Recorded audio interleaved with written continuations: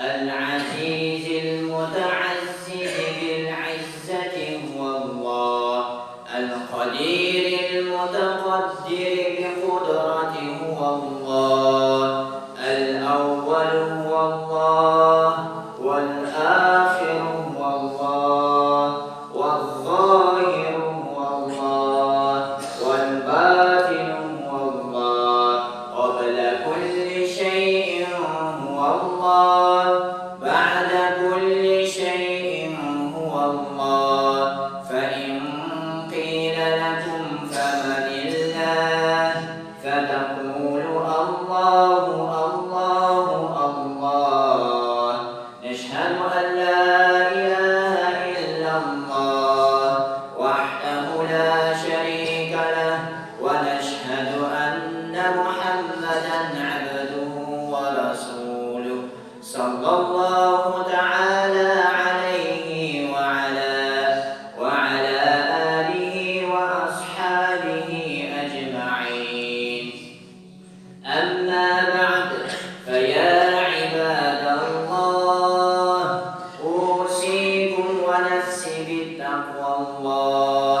اتقوا الله حق تقاته، ولا تموتن إلا وأنتم مسلمون.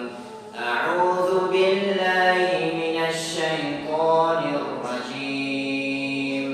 بسم الله الرحمن الرحيم. يا أيها الذين آمنوا استعينوا بالصبر والصلاة، إن الله مع الصابرين. صدق الله العظيم. بارك الله لنا ولكم في القرآن العظيم، ونفعنا وإياكم بالآيات والذكر الحكيم، إنه هو الغفور الرحيم، الجواد الكريم، العلي العظيم، السميع الدعاء.